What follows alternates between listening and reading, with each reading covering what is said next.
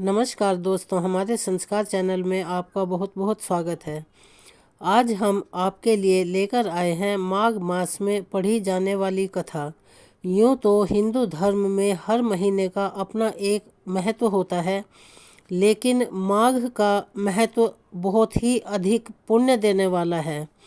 तो चलिए हम शुरू करते हैं माघ मास के महात्म्य का अध्याय 1। एक समय की बात है, श्री सूत जी ने अपने गुरु श्री व्यास जी से कहा कि गुरुदेव, कृपा करके आप मुझसे माघ मास का महात्म्य कहिए, क्योंकि मैं आपका शिष्य हूँ। व्यास जी कहने लगे कि रघुवंश के राजा दिलीप एक समय यज्ञ के स्नान के पश्चात पैरों में जूते और सुंदर वस्त्र पहनकर शिकार की सामग्री से युक्त कवच और शोभायमान आभूषण पहने हुए अपने सिपाहियों से घिरे हुए जंगल में शिकार खेलने के लिए अपनी नगरी से बाहर निकले। उनके सिपाही जंगल में शिकार के लिए मृग, व्याघ्र, सिंह आदि जंतुओं की तलाश में इधर उधर फिरने लगे। उस वन में वन स्थली अत्यंत शोभा को प्राप्त हो रही थी। कहीं कहीं मृगों के झुंड फिरते थे, कहीं गीदड़ अपना भयंकर शब्द कर रहे थे, कहीं गैंडों का समूह हाथियों के समान फिर रहा था, कहीं वृक्षों के कोटरों में बैठे हुए उल्लू अपना भयानक शब्द कर रहे थे, कहीं सिंगों के पदचिन्हों के साथ घायल मृगों के रक्त से भूमि लाल हो रही थी, कहीं दूध से भरी थनों वाली सुंदर गाय भैंसें फिर रही थी, कहीं पर सुगंधित पुष्प हरी भरी लताएं वन की शोभा बढ़ा रही थी, कहीं बड़े बड़े पेड़ खड़े थे तो कहीं पर उन पेड़ों पर बड़े बड़े अजगर और उनकी केंचुलियां भी पड़ी हुई थी।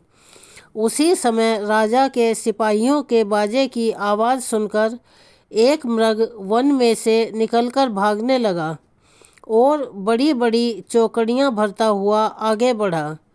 राजा ने उसके पीछे अपना घोड़ा दौड़ाया, परंतु मृग पूरी शक्ति से भागने लगा।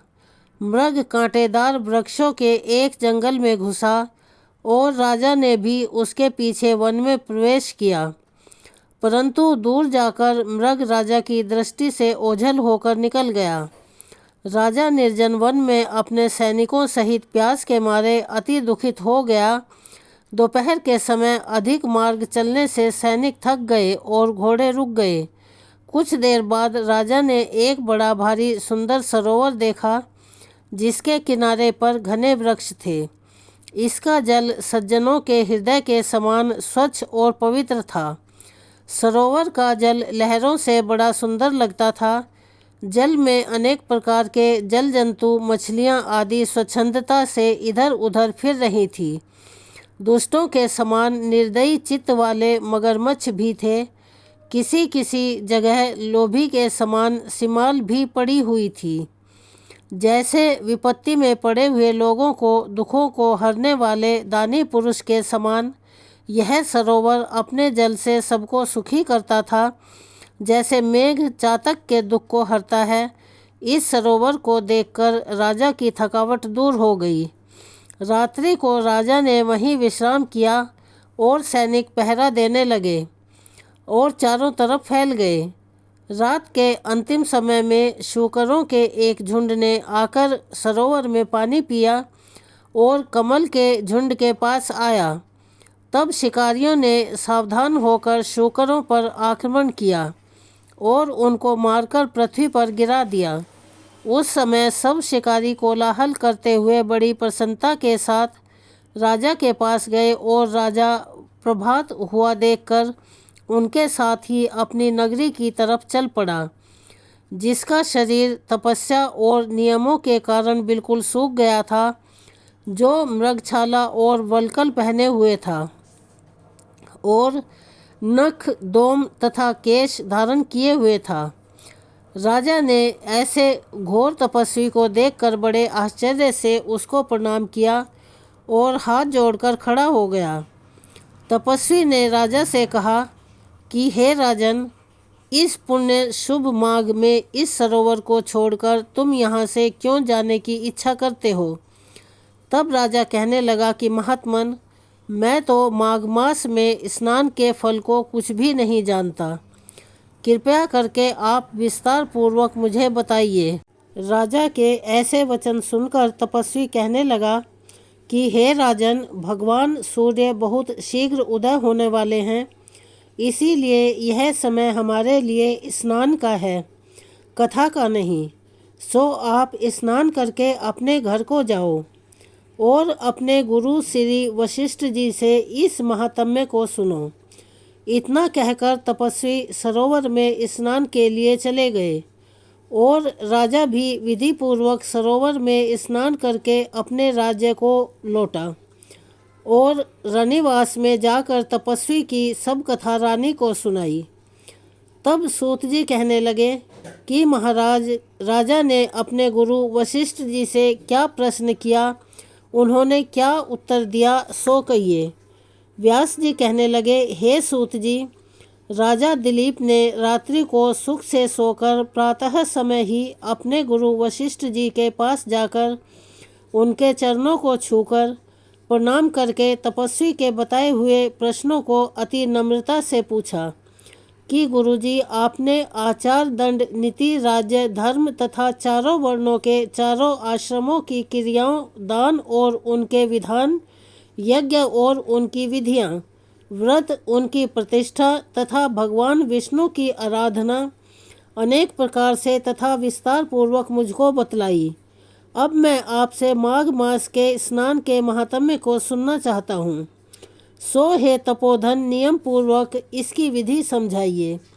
गुरु वशिष्ठ जी कहने लगे कि हे राजन, तुमने दोनों लोकों के कल्याणकारी वनवासी तथा गृहस्थियों के अंतःकरण को पवित्र करने वाले माघ मास के स्नान का बहुत सुंदर प्रश्न पूछा है।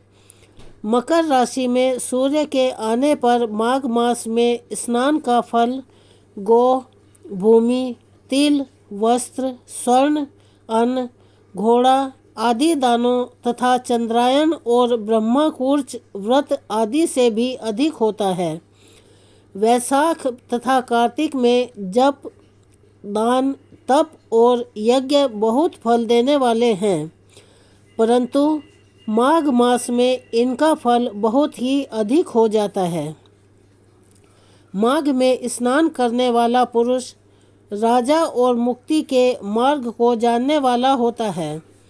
दिव्य दृष्टि वाले महात्माओं ने कहा कि जो मनुष्य माघ मास में सकाम या भगवान के निमित्त नियम पूर्वक माघ मास में स्नान करता है, वह अनंत फल वाला होता है।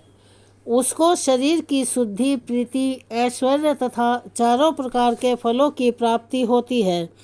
आदिति ने 12 वर्ष तक मकर संक्रांति में अन्न त्याग कर स्नान किया। इससे तीनों लोकों को उज्जवल करने वाले 12 पुत्र उत्पन्न हुए।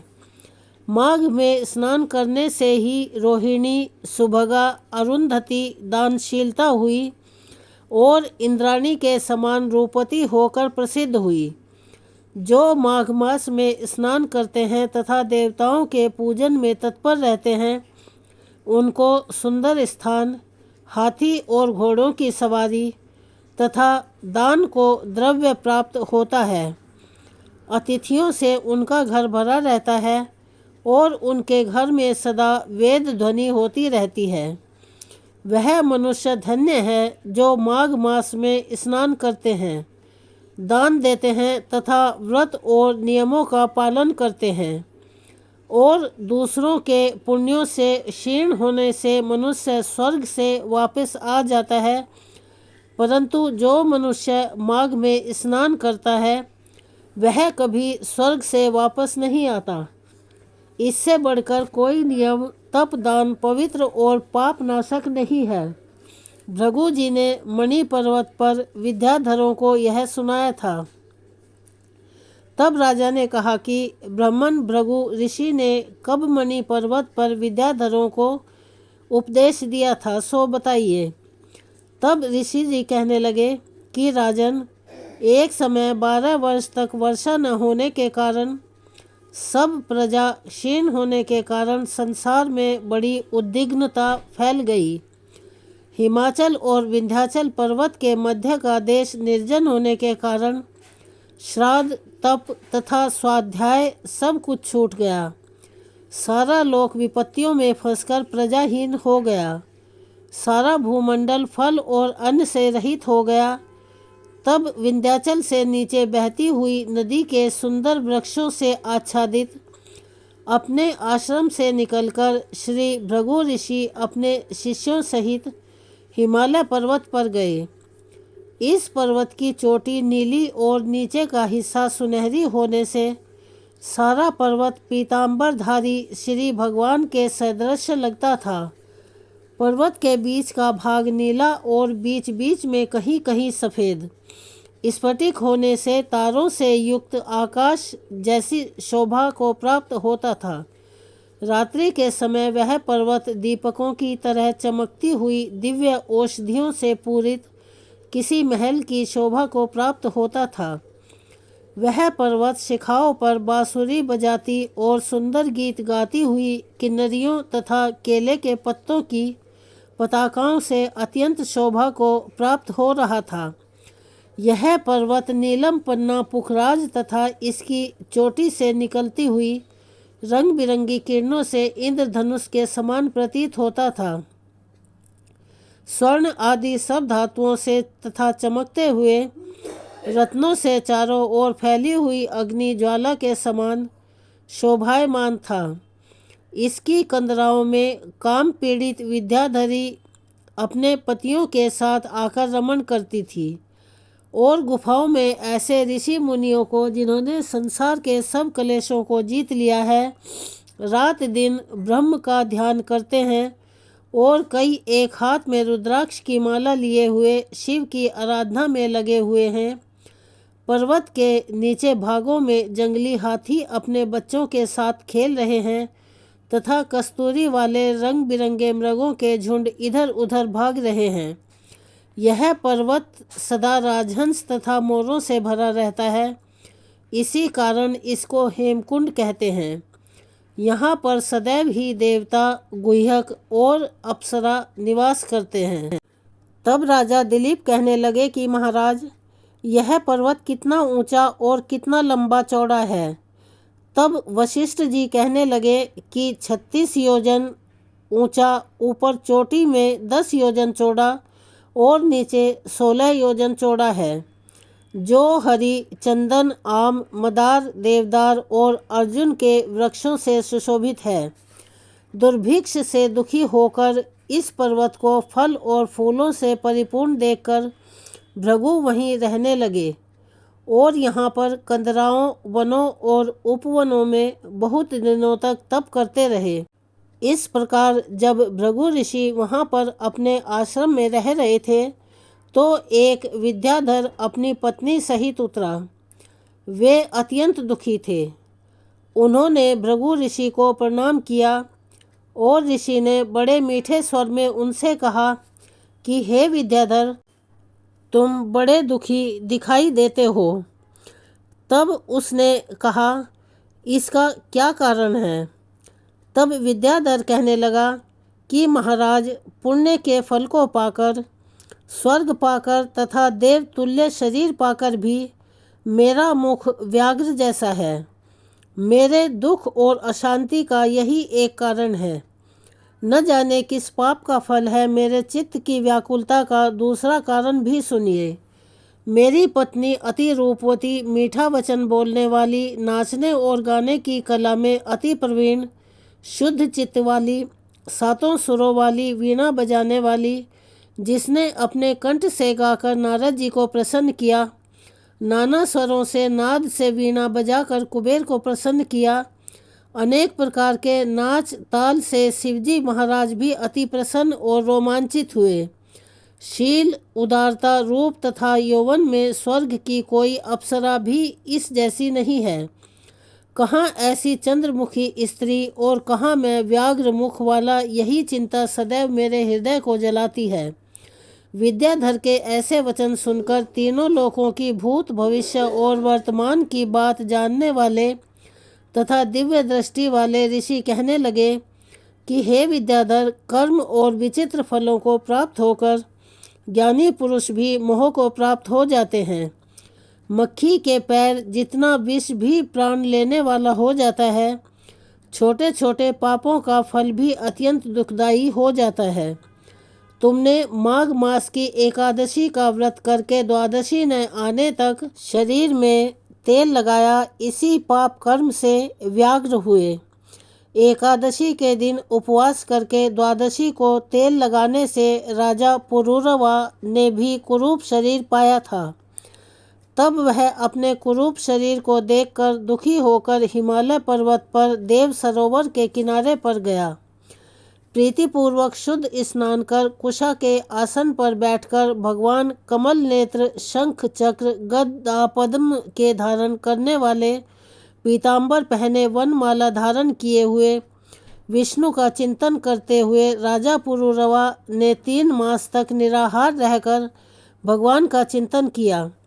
इस प्रकार 7 जन्मों में प्रसन्न होने वाले भगवान राजा के 3 महीने के तप से ही अति प्रसन्न हो गए और माघ की शुक्ल पक्ष की एकादशी को प्रसन्न होकर भगवान ने अपने शंख के जल से राजा को पवित्र किया।